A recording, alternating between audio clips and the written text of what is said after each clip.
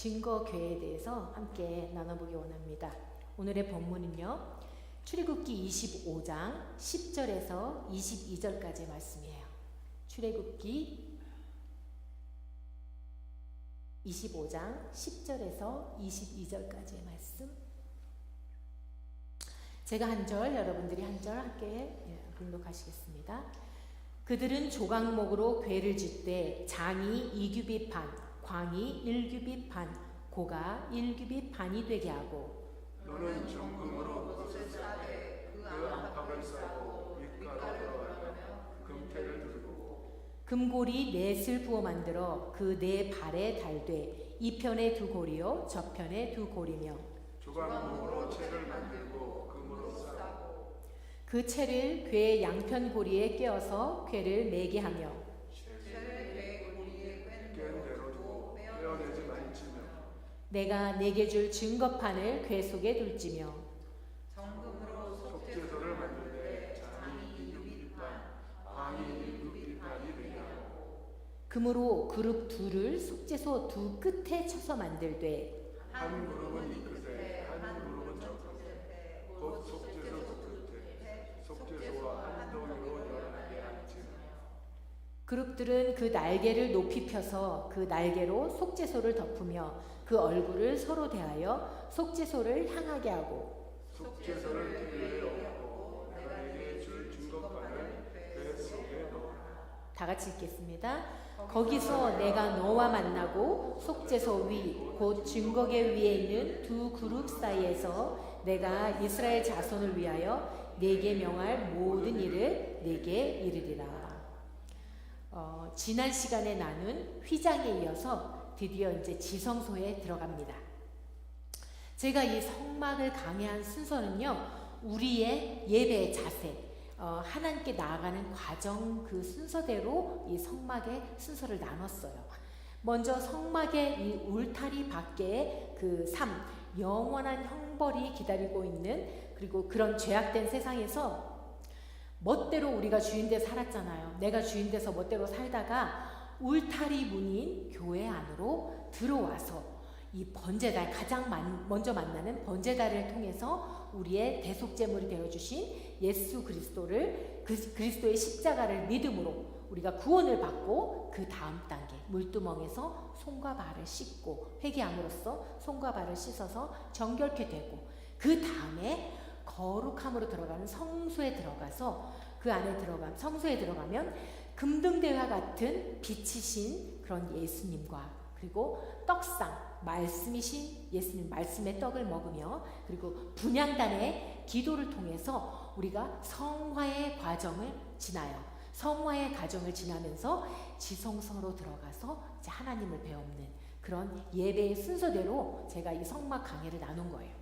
그런데 이 출애굽기 25장에 보면요, 하나님께서는 이 성막을 명하실 때 가장 먼저 만들라고 하신 게 이 증거궤예요. 가장 먼저 명하신 게 이 증거궤예요. 그만큼 이 성막에서 가장 중요하고 핵심되는 요소이고 이 증거궤가 그리고 그만큼 가장 중요하기 때문에 가장 먼저 만들라고 하신 거예요. 이 증거궤 안에 이 지성소 안에 들어가면 이 증거궤, 법궤가 있고 그 위에 속죄소가 놓여 있어요. 이 증거궤는 법궤라고도 불리고 언약궤라고도 또 불려요. 증거궤, 법궤, 언약궤, 하나님의 궤 여러 가지로 이렇게 불려지게 돼요. 이 궤 안에는 십계명을 적힌 그 두 돌판, 그 돌판을 넣어서 하나님의 말씀이 증거가 되었음을, 하나님이 말씀하신 그 십계명이 그게 증거인 것을 이 돌판이 말해줘요. 그래서 증거궤라고도 하고 또 하나님의 법, 공의, 율법을 담은 그런 십계명이 있었기 때문에 법궤라고도 하고 그리고 또한 십계명이 이스라엘 백성들과 하나님과의 그런 언약을 맺은 그런 상징이기 때문에 언약궤라고도 합니다. 이 세상의 우상 신전들을 보면 얼마나 거대하고 화려하고 웅장한지 모르겠어요.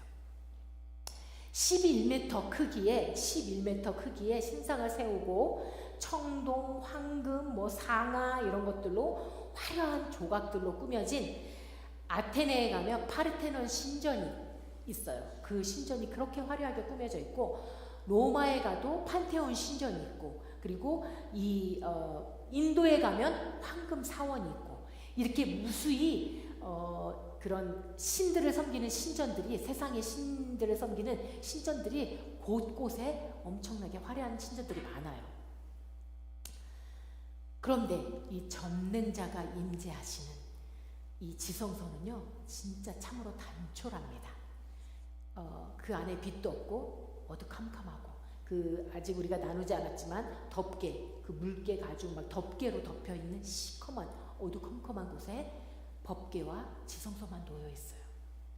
어떻게 보면 좀 초라하게 세상 신전들에 보면 좀 초라하게 느껴지는 그런 지성소예요. 천막으로 둘려져서 어두컴컴한 그런 곳인데 이 지성소를 영어로요 The Holy of Holies라고 부른대요. 그만큼 거룩한 것 중에 거룩한 것이라는 거예요. 지성소가. 이 지성소 안이 오직 말씀을 기록한 그 판에 담은 상자 그리고 속죄소만 있는 이유는 하나님은 우상이 아니시기 때문에 하나님은 이 전능하신 하나님을 그 어떤 것으로도 표현할 수가 없어요. 하나님의 그 광대하심을 어떤 것으로도 표현할 수가 없어요. 그리고 하나님은 당신의 어떤 형상을 만드는 것 정말 싫어하세요. 우상을 만드는 걸 싫어하시고 그래서 이 지성소 안에는 오직 법궤와 속죄소만 있어요.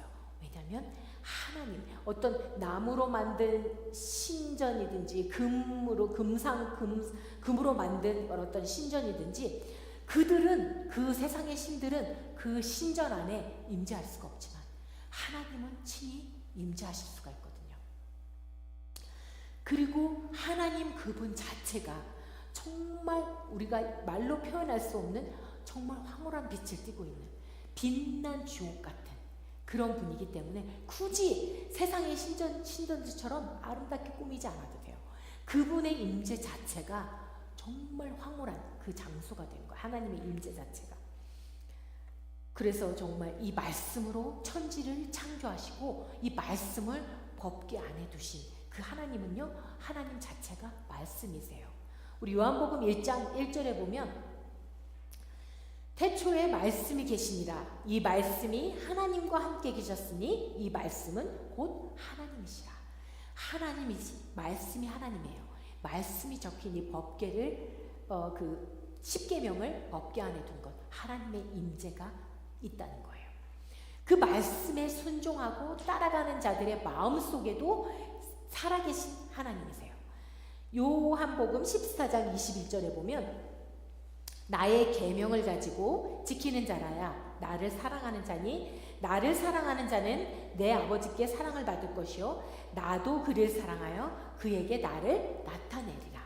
그러니까 이렇게 말씀을 사모하고 말씀에 순종하며 따라가는 자들 그런 자들에게 하나님이 당신을 나타내신대요. 이렇게 임재하신 분이에요. 친히 임재하시는 분이에요. 목상 나무로 어떤 부다나 어떤 이런 나무로 만든 이런 신전들 그 신들은 임재할 수가 없지만 하나님은 친히 우리 가운데 살아계셔서 임재하시는 그런 분이세요.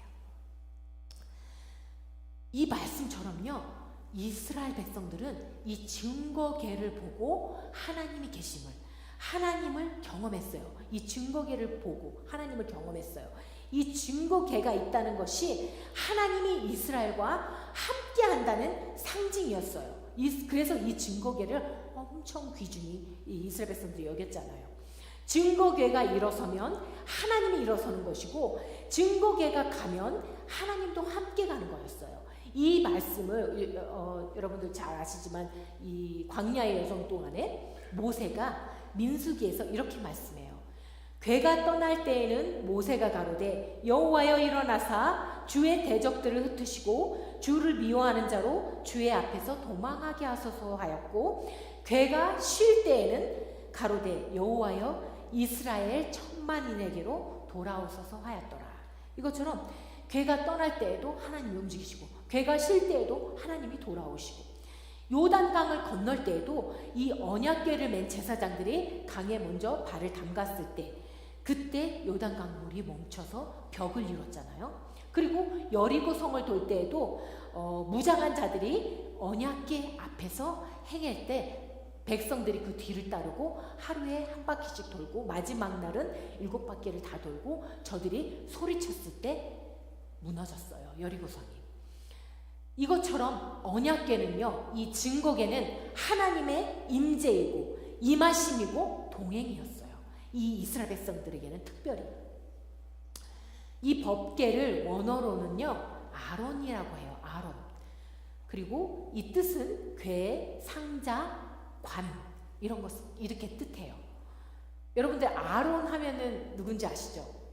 아론이 모세의 형, 대제사장. 아론도 같은 이름이지만 이 의미는 달라요. 뜻은. 대부분 이 율법이 기록된 그 두 돌판을 담고 있는 언약궤를 나타내요. 아론이. 그리고 성경에는요 3개의 궤 상자를 다루고 있어요. 성경에 보면 첫 번째 궤 상자는 뭐냐면 노아의 방주예요.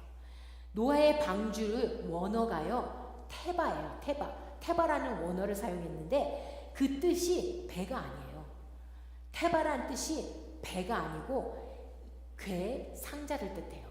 실제적으로 현대에 이런 과학자들이요 정확하게 이 치수를 줄여서 이 노아의 방주 그 치수대로 만들어 봤대요. 그런데 정말 상자각 같은 이런 상자각 같은 모양이 나왔고 그것을 정말 물에 담가서 어떤 태풍 속에서도 뒤집어지지도 않고 잠기지도 않게끔 완벽한 구조였다는 거예요. 그걸 과학자들이 증명을 해냈어요. 그것처럼 궤처럼 생겼어요. 이게 배가 아니고 궤 상자예요. 방주 밖에 모든 사람들의 물의 심판 속에서 죽고 오직 노아와 그의 가족 8식구만 안전하게 보호를 받았잖아요.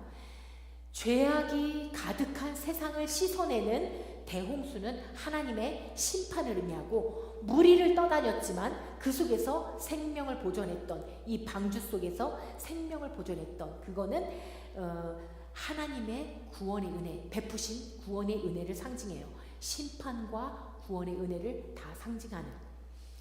방향을 조절하는 키도 없어요. 이 노아의 방주에는 돛도 없어요. 오직 방주는 스스로의 힘도 안 되고 인간의 계획으로도 안 되는 하나님의 절대적인 인도하심과 보호 아래서 주어지는 그런 생명과 은혜를 의미해요. 이 노아의 방주가. 두 번째 성경에 나와 있는 궤가 모세의 갈대상자입니다. 모세가 담겼던, 모세를 떠나보냈던 갈대상자.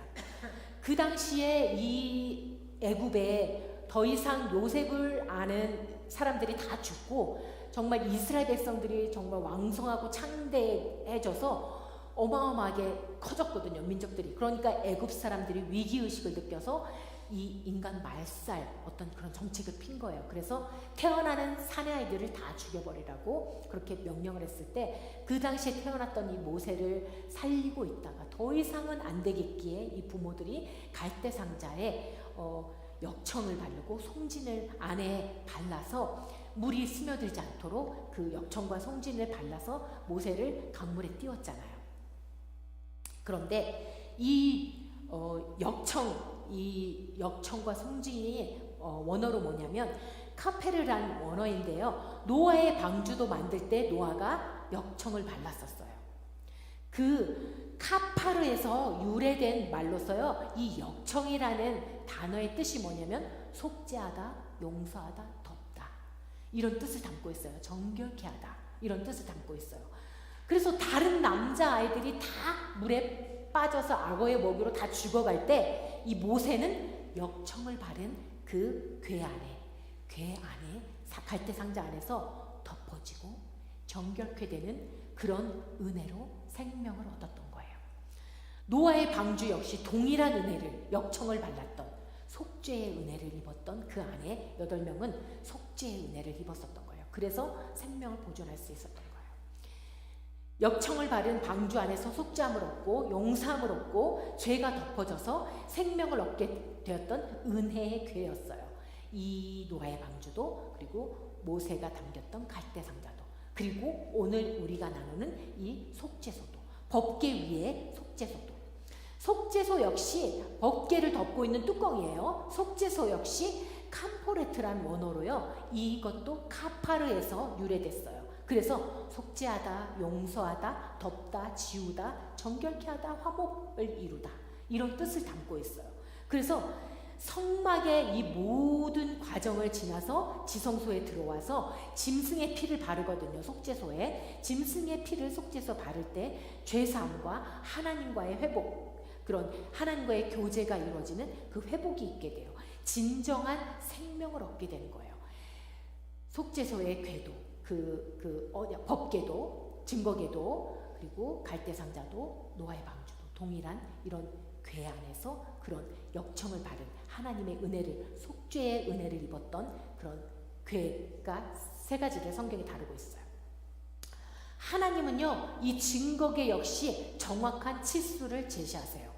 이 증거궤는 어떻게 만들어졌냐면 역시 조각목으로, 그 아카시아 나무로 똑같이 조각목으로 만들어졌는데 길이가 2규빗 반, 2규빗 반이면 1규빗이 팔꿈치에서 이 끝 손가락 끝, 가운데 손가락 끝이라고 했잖아요. 이게 45.6cm 정도 되는데 2규빗 반이면 114cm 정도 돼요, 길이가. 그리고 넓이와 높이가 같아요. 1규빗 반으로 넓이와 높이는 각각 68.4cm 정도 그렇게 돼요. 그래서 직사각형 모양의 법궤가, 이 증거궤가 직사각형 모양인데, 이 증거궤 또한 정금으로 쌓는데, 다른 것들은 그냥 바깥을 정금으로 쌓지만 이 증거궤는 안과 밖을 다 정금으로 쌓아요. 왜냐하면 이 안이, 증거궤가 두 가지 구조로 이루어져 있어요. 이 밑에 쪽은 물품을 넣는 궤의 역할을 하고, 위쪽은 궤를 덮는 그런 역할을 겸한 속죄소가 있고, 두 가지 역할이 있어요. 이 궤의 덮개였던 이 속죄소 역시 높이는 없어요. 그러나 이 궤와 똑같은 사이즈이기 때문에 이 길이와 넓이는 속죄소의 길이와 넓이와 법궤의 길이와 넓이와 똑같아요. 그리고 이 속죄소 위에 양 끝에 그 정금으로 한 덩이로 이 그룹을, 천사의 그룹을 같이 쳐서, 순금을 쳐서 그곳에서 만들어요. 양 끝에 천사들이 저희 속죄소 그림을 한번 볼게요. 이런 식으로 법궤가 밑에 있고 이 천사가 있는 이 법궤의 뚜껑이 속죄소예요. 천사들이 저렇게 날개를 펴서 서로 마주보고 얼굴은 이 속죄소를 향하게 있는, 이렇게 하나님께서 만들라고 명하셨어요. 그리고 그 안에 증거판 속에 십계명을 넣어놨고, 이제까지 나눴던 성막 안에 모든 성물들이 다 예수 그리스도를 상징했잖아요. 상징했듯이 이 언약궤 역시, 증거궤, 법궤, 이건 역시 예수 그리스도를 상징합니다. 예수님께서 하나님의 모든 언약, 하나님의 언약, 구속의 언약, 속죄, 회복, 자녀 삼아주시고 생명, 부활, 하나님 나라, 하나님께서 해주셨던 그 모든 언약을 예수 그리스도께서 삶을 통해서 다 이루어주셨어요. 오늘 본문이 우리가 읽은 데는 나오지 않지만 히브리서 9장 3절에서 5절 말씀을 보면요, 제가 읽어드릴게요. 또 둘째 휘장 뒤에 있는 장막을 지성소라 일컫나니 금향로와 사면을 금으로 싼 언약궤가 있고, 그 안에 만나를 담은 금항아리와 아론의 쌍난 지팡이와 언약의 비석들이 있고, 그 위에 속죄소를 덮는 영광의 그룹들이 있으니 이것들에 관하여는 이제 낱낱이 말할 수 없노라. 히브리서에는 이 법궤 안에 만나를 담은 금항아리와 아론의 쌍난 지팡이와 언약의 비석이 있다고 말씀해요. 이 히브리서에는 안에 있다고, 이 법궤 안에 있다고 말씀해요. 그런데 출애굽기 16장 33절에서 34절을 우리 다 같이 읽어보실게요. 또 아론에게 이르되 항아리를 가져다가 그 속에 만나 한 오멜을 담아 여호와 앞에 두어 너희 대대로 간수하라. 아론이 여호와께서 모세에게 명하신 대로 그것을 증거판 앞에 두어 간수하게 하였고, 그리고 민수기 17장 10절에 보면 다음 절, 우리 다 같이 한번 또 읽으실게요. 여호와께서 또 모세에게 이르시되 아론의 지팡이는 증거궤 앞으로 도로 가져다가 거기 간직하여 패역한 자에 대한 표징이 되게 하여 그들로 내게 대한 원망을 그치고 죽지 않게 할지니라. 히브리서에는 분명히 괴에 만나하고 아론의 쌍난 지팡이하고 십계명이 안에 있다고 말씀했잖아요. 그런데 이렇게 민수기 출애굽기에 보면 여호와의 그 괴 앞에 두어서 대대로 간직하라 그래요. 괴 안이 아니고. 근데 이거를 열왕기상 8장 9절을 보면 괴 안에는 두 돌판 외에 아무것도 없으니 이것은 이스라엘 자손이 애굽 땅에서 나온 후 여호와께서 저희와 언약을 세우실 때에 모세가 호렙에서 그 안에 넣은 것이더라. 출애굽기와 민수기에서는 만나와 아론의 쌍난 지팡이가 증거판 앞에 있다고 말씀하는데 그 단어는요 파님이란 원어를 썼어요. 파님이란 원어. 이것은 하나님 앞에서 면전에서 얼굴이라는 뜻을 지니고 있어요. 그래서 이 만나와 아론의 쌍난 지팡이가 언약궤 앞에 있음을 말해요. 그렇게 파님이란 단어를 써서. 그런데 이 히브리서에는 이 세 가지가 언약궤 안에 있다고 말씀했잖아요. 그 안에 있다는 단어가 엔이란 단어예요. 히브리어로 엔이라는 원어를 사용했는데 그게 뭐뭐 안에, 뭐뭐 곁에 또는 뭐뭐 앞에도 사용이 되고 안에도 사용이 돼요. 그렇게 엔이란 단어를 사용을 했어요. 성막의 모든 그것들이 예수 그리스도를 상징하듯이 성막은 예수 그리스도의 모형이에요. 그러나 이 구약의 성막은 지금까지 우리가 다뤘던 구약의 성막은 휘장도 가려져 있고 그리고 지성소에는 아무나 들어갈 수 없고 대제사장만 오직 1년에 한 번 대속죄일만 들어갈 수가 있었잖아요. 구약의 성막은 완전하지가 않았어요. 그래서 이것들이 앞에 있었어요. 여호와의 궤 앞에. 그런데 히브리서는 신약이잖아요. 히브리서 기자는 신약에서는 이미 예수님께서 구원을 다 이루어 주셨잖아요. 그래서 휘장도 찢어지고 예수님이 살이 찢어지면서 휘장이 다 찢어지고 그리고 우리가 완전히 여호와 앞에 들어갈 수 있는 완전히 주님과 하나 될 수 있는 길을 열어주셨잖아요. 그래서 이 히브리서 기자는 이게 아론의 쌍난 지팡이 만나 이게 다 예수 그리스도 상징이거든요. 안에 있음을 그 히브리서에 나온 안에라는 단어가 엔이란 단어를 사용했다고 했잖아요. 그런데 요한복음 14장 20절 말씀에 보면 그날에는 내가 아버지 안에 너희가 내 안에 내가 너희 안에 있는 것을 너희가 알리라. 그때 예수님께서 완전한 구원을 이루신 다음에는 내가 아버지 안에 너희가 내 안에 내가 너희 안에 있는 것을 알리라 할 때 이 안에가 히브리서에 동일하게 썼던 엔이란 단어를 사용해요. 그 안에 이제는 완전하게 하나님과 하나된 안에서 그래서 이 히브리서에는 이게 안에 있다고 많은 사람들이 많은 목사님들도 이것을 많이 다루는데 어떤 분은 이게 뭐 맨 처음에는 십계명만 있었지만 나중에 옮기면서 만나랑 아론의 쌍난 지팡이를 넣었다 이렇게 주장하시는 분들도 있고 뭐 처음부터 뭐 세 개가 다 있었다 이렇게 여러 가지 주장들이 있어요. 그런데 저는 이게 말씀을 이렇게 풀다 보니까 이래서 히브리서 기자는 이게 안에 있다고 다뤘구나. 그걸 확인하게 됐어요. 그리고 이 괴는 함부로 만질 수가 없는 거잖아요. 지난번에도 우리가 다뤘지만 그 블레셋 사람들도 함부로 그거를 이스라엘 백성들이 함부로 열었다가 막 그때 5만 명이 죽었잖아요. 그것처럼 괴는 함부로 열 수가 우사도 손을 댔다가 죽었고 그것처럼 함부로 열 수가 없는데 나중에 괴에 넣었다. 이거는 좀 이게 안 맞는 것 같아요. 그런데 정말 이 안에 나중에 예수 그리스도의 완전한 구원이 이루어진 다음에 이 히브리서 기자는 이것들이 다 언약궤 안에 하나님과 완전히 하나됨을 이루신 이 지금 요한복음 말씀처럼 그래서 이 엔이라는 단어를 사용한 것 같아요. 이 세 가지, 이 만나 항아리, 만나를 담은 항아리, 만나는요 농사도 짓지 못하는 그런 황폐한 광야를 그 행하던 이스라엘 백성들이 황폐한 강렬을 행하면서 굶주리던 그들에게 하나님이 일용할 양식으로 하늘에서 내려주셔서 먹이신 거였잖아요. 만나를 주신 이유를, 이 만나를 주신 이유를 모세는 어떻게 말을 하냐면 너를 낮추시며 너를 줄이게 하시며 또 너도 알지 못하며 내 조상들도 알지 못하던 이 만나를 너에게 먹이신 것은, 만나를 내게 먹이신 것은 사람이 떡으로만 사는 것이 아니요 여호와의 입에서 나오는 모든 말씀으로 사는 줄을 알게 하려고.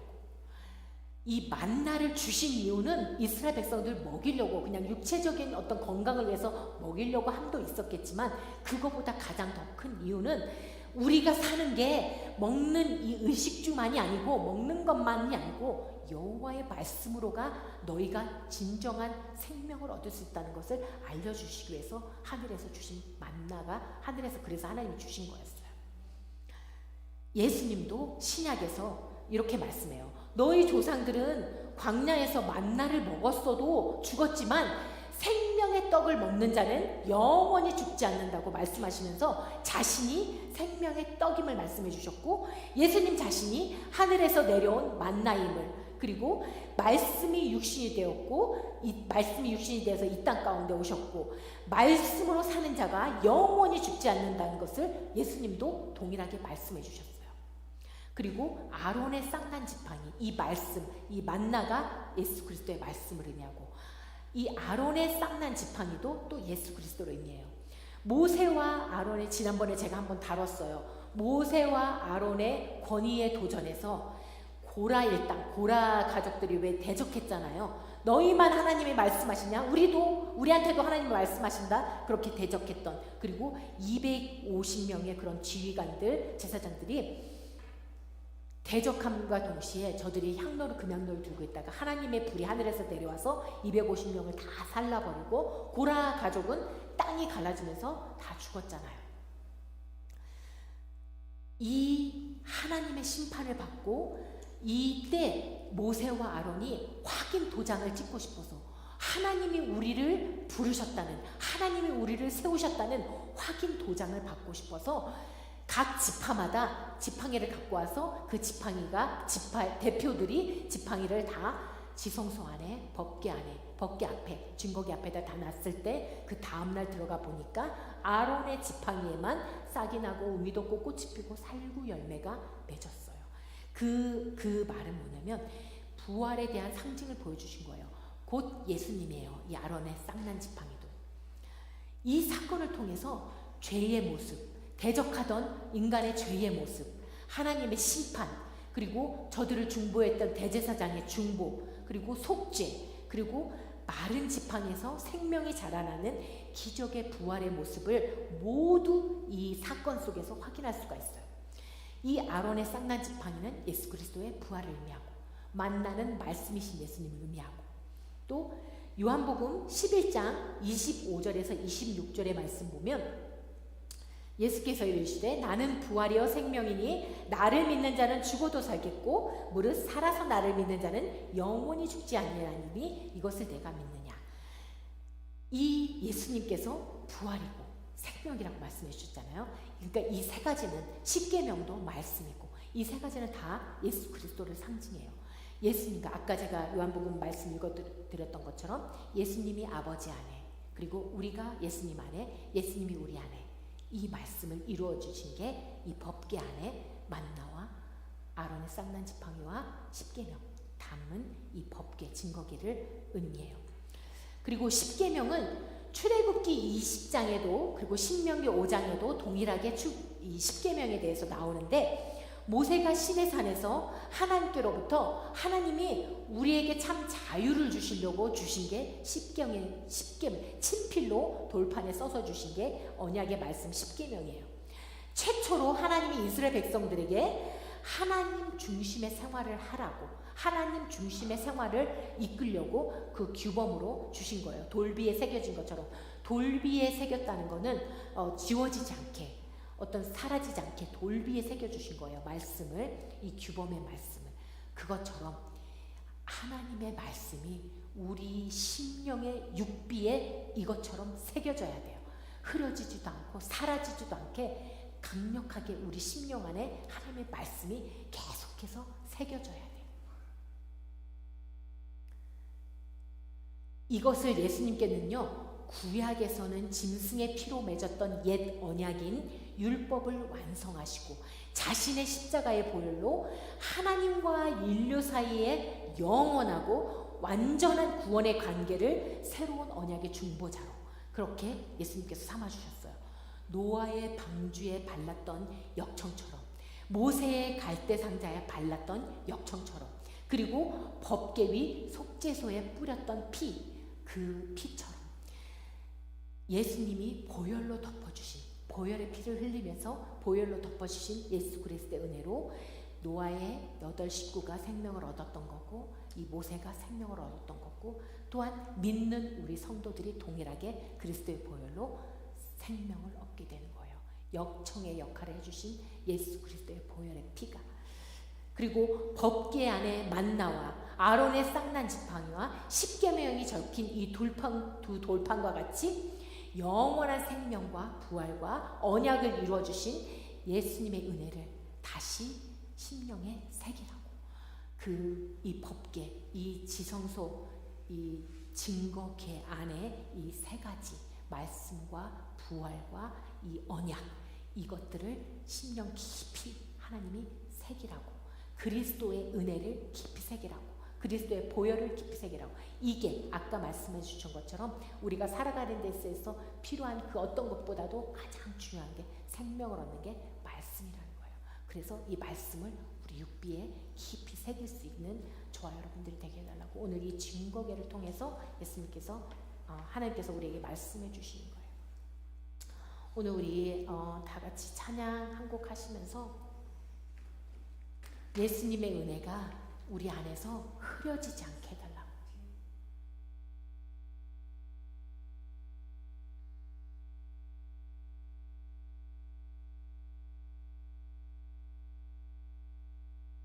아닌데? 이거 아니에요. 그러면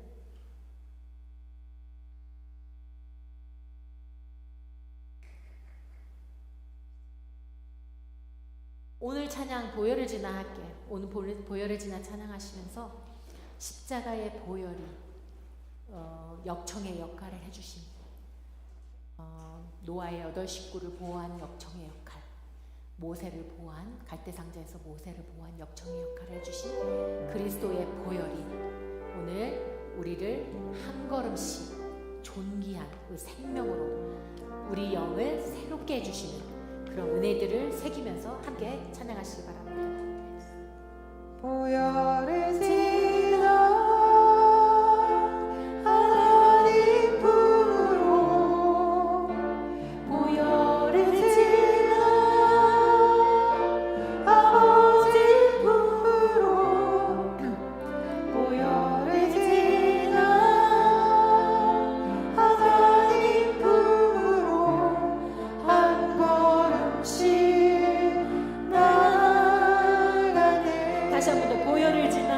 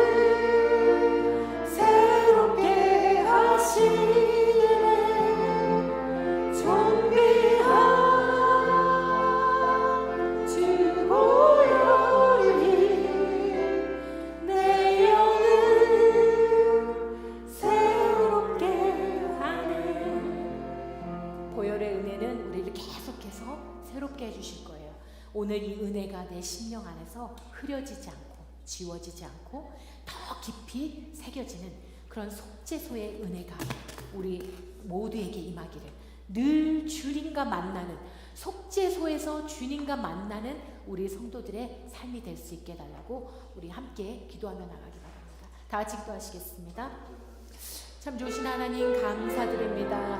우리의 예배의 자리가 여정들을 지나 번제단과 물두멍과 주님 빛 대신 주님의 빛과 그리고 떡상과 분향단과 모든 휘장을 지나서 이제 지성소에 들어가 주님을 만나 배울 수 있도록 주님 이 속죄소의 은혜, 법계의 은혜를 우리 가운데 허락하여 주신 것 주님 감사드립니다. 아버지 하나님, 그리스도의 보혈의 피가 아버지 하나님 우리를 덮어주셨고, 노아의 방주에 발랐던 역청처럼, 모세의 갈대 상자에 발라졌던 역청처럼 속죄로 덮고 우리를 덮고 우리를 깨끗게 하시고 정결케 하시면서 모든 이들이 다 죽어나갈 때 구분하여서 아버지 하나님 생명을 주신 그 하나님의 은혜가, 예수 그리스도의 보혈의 은혜가 정말 죽어가는 세상 모든 이들 가운데 우리를 구별하셔서 이 성전에서 아버지 예배 자리에 앉게 하시고 하나님의 백성 삼아주시고 구속하여 주신 그 주님의 은혜를 다시 한 번 더 우리 심령 가운데, 심령에 새길 수 있는, 우리 육비에 새길 수 있는 저희들 되기를 원합니다. 아버지 하나님, 십자가의 은혜가 아버지 우리 심령 속에서 결코 흐려지지 않게 하시고 사라지지 않게 하시고 무뎌지지 않게 하시고 날마다 더 깊이 새겨질 수 있는, 그래서 정말 삶 속에서 우리가 만나는 모든 어려움과 역경 속을 아버지 다 능히 이겨낼 수 있는 십자가의 그 은혜를 아버지 의지하면서 신뢰하며 나가는 우리 성도들 다 될 수 있도록 주님 축복하여 주시옵소서. 이 시간 함께하지 못한 우리 성도들도 동일한 은혜가 있기 원합니다. 저들이 삶의 현장에서 저들이 기도하는 가운데, 저들이 말씀 보는 가운데 주님 십자가의 은혜가 심령 깊이 새겨지는 아버지 하나님 저들 되게 하시고, 동일한 주님의 은혜로 아버지 하나님 우리 심령 속에서 아버지 보혈의 은혜가 날마다 우리 삶을 덮게 하시고, 그 보혈로 인해서 아버지 우리가 날마다 주님 앞에 지성소로 나아가는, 지성소에서 주님을 만나 배우는 우리 삶이 날마다의 삶이 될 수 있도록 주님 축복하여 주시옵소서. 연약해도 늘 넘어져도 아버지 하나님 또한 우리가 또 범죄해도 아버지 하나님 그 은혜 때문에, 십자가의 은혜 때문에 우리가 또 주님 앞에 나아갑니다. 지성소로 나아갑니다. 그 보혈에 힘입어서 우리가 주님 앞에 또 나아갑니다. 날마다 주님 앞에 나아가는 우리 심령들 되게 하시고 예배자들 되게 하여 주시옵소서.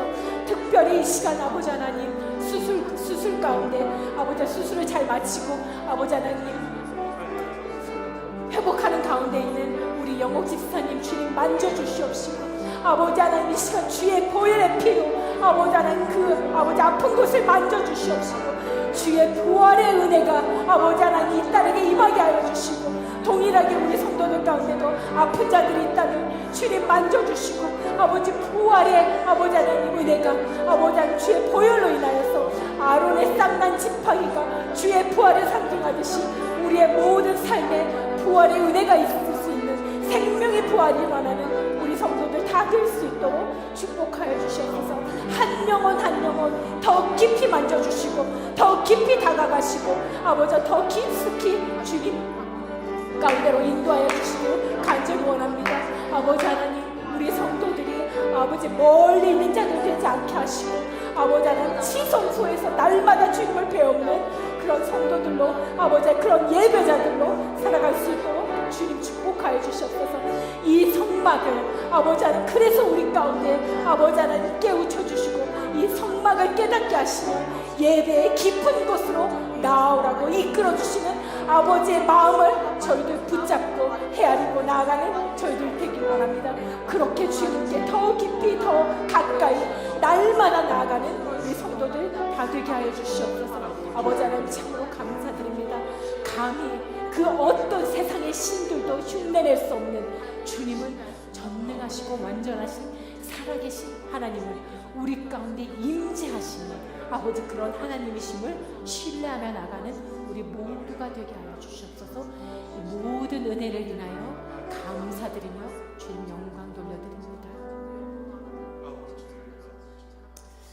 참 좋으신 하나님 감사드립니다. 주님만이 살아계신 유일한 아버지 하나님이시기에 아버지 저희들이 주님을 신뢰하며 나아갑니다. 그 어떤 세상의 신들도 아무리 화려한 신전들이 있을지라도 저들은 감히 흉내낼 수 없는, 저들은 감히 따라올 수 없는 살아계신 전능자 앞에 아버지 하나님 우리가 나아갈 수 있는 길을 열어주신 것 감사드립니다.